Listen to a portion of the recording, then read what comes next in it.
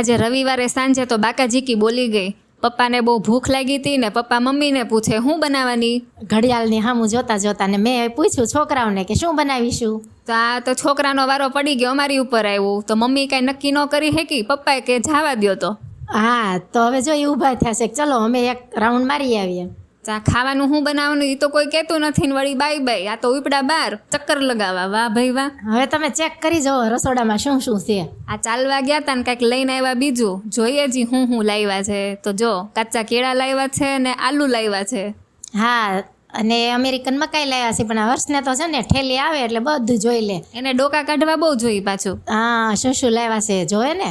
હા, તરત ઊભો જ રહી જાય. હા, એને એમ કે પંજાબી શાક બનવાનું છે, ઓર્ડર આપી દીધો. હા, તો હવે પછી પંજાબી શાક ખાવું હોય તો મકાઈને ચોખ્ખી પણ કરવી પડશે ને. હા, તો મમ્મી એને એવી રીતના લોલીપોપ આપ્યો છે કે તું બધી મકાઈ સાફ કરી નાખ, તારું મનગમતું જ બનશે. હવે સાફ કરે છે અને ફોતરા અલગ કરે છે, કેળામાંથી પણ કચરું છે એ અલગ કરી લઈએ અને આલુ ધોવા મૂકી દઈએ. બે મા દીકરાને કામે લગાડી દીધા, મારે શાંતિ. હા, શાંતિ ક્યાંથી લઈશ, બાકીનું કામ તારે કરવાનું છે. એ તો હું કરું જ ને, હું કાંઈ એમને થોડી બેહું. હા હા, તો આપણે જોઈએ હવે હર્ષ કેવી મકાઈ ચોખ્ખી કરીને ધોવે છે. જો ફ્રૂટ પણ મુકાઈ ગયું ને, જો ઉપરના વાળ ને રૂછડા ને એવું બધું અલગ કરે છે. ભાઈ મહેનત કરે છે. ભાઈ પંજાબી શાક એમનેમ થોડુંક બને. હા, એ જ તે ને. હવે મકાઈને સાફ કરે છે હર્ષ. હા, તે હવે પાણીમાં ધોઈ નાખે છે અને નિતારી લેશે. હા, અને જો વળી કાંઈક જ્ઞાન આપે છે. પહેલી વખત મકાઈ ધોહે ને 100 વખત જ્ઞાન આપશે. એમ કે પંજાબી શાકમાં ચીઝ તો નાખવાનું છે ને, એમ કહીશ. હા, એને મજા કેટલી આવે છે. સારું સારું બને ને તો હર્ષ જાતે જ બનાવી નાખે.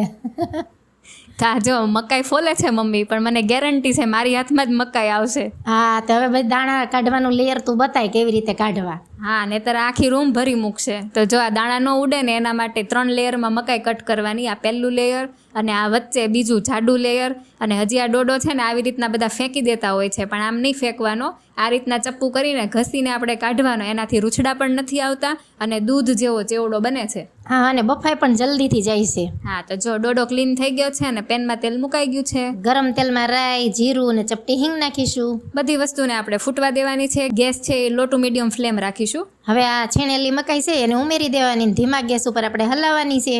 આને બનતા કેટલો સમય લાગે મમ્મી? એ કાંઈ જ વાર નહીં, 10 જ મિનિટ લાગે છે આને. અમારી સામે એક છે ને જૈન માસી રહેતા, લલિતા માસી કરીને, એ અમને પૂછતા કે વળી મકાઈનો આવો વળી ચેવડો બને? હા હા, કીધું ને આ બહુ સરસ બને એમ. ત્યારે તો બધાને ખબર પડી કે મકાઈનો ચેવડો પણ બને છે. લે. હા, તો આમાં હળદર નાખીશું ને મીઠું નાખીશું. પણ ક્યારે એ વાતનું ખાસ ધ્યાન રાખવાનું કે મકાઈ જ્યારે બફાઈ જાય ને એટલે આ રીતનો કલર ચેન્જ થઈ જાય, પાણી કલર જેવી થોડીક થઈ જાય. ત્યાર પછી જેમાં આપણે મસાલો નાખવાનો, હળદર છે, સ્વાદ પ્રમાણે મીઠું, તીખા કટ કરેલા મરચાં પણ ઉમેરવાના છે. હા, તો આમાં બધી પ્રોસેસ છે ને આપણે છેલ્લે કરવાની, એટલે તળિયેથી બધી વસ્તુ દાજી ન જાય અને સ્વાદ એ પણ સારો આવે તીખાશનો. હા, તો તીખા મરચાં છે, ક્યાંય અડાડાય નહીં, નહીંતર ચામડી હોતે ને બળવા માંડે. હા, તો બધું બરાબર મિક્સ કરી દઈશું અને ઉપરથી લીલા ધાણા અને ખાવા ટાઈમે જ આપણે લીંબુ નીચવશું. હા હા, એ હજી બાકી છે. હવે આપણો આ ચેવડો બની ગયો છે, ગેસ ઉપરથી નીચે ઉતારી લઈએ. હા, તો ચલો ને હવે ડીશ તૈયાર કરીએ. બધા બહુ ભૂખ્યા થયા છે. અરે બહુ જ ભૂખ લાગી છે. ચાલો ચલો જલ્દી ફટાફટ. તો જો મેં તો લીંબુ નીચવી દીધું, ઉપરથી ઝીણી સેવ, ને અમે મોજ માણવા બેસી ગયા. હા, ચારે સાથે હવે ચેવડો ખાઈએ છીએ. પંજાબી શાકવાળા પણ બેસી ગયા અને એ કે અમને ઉલ્લુ બનાવી ગયા.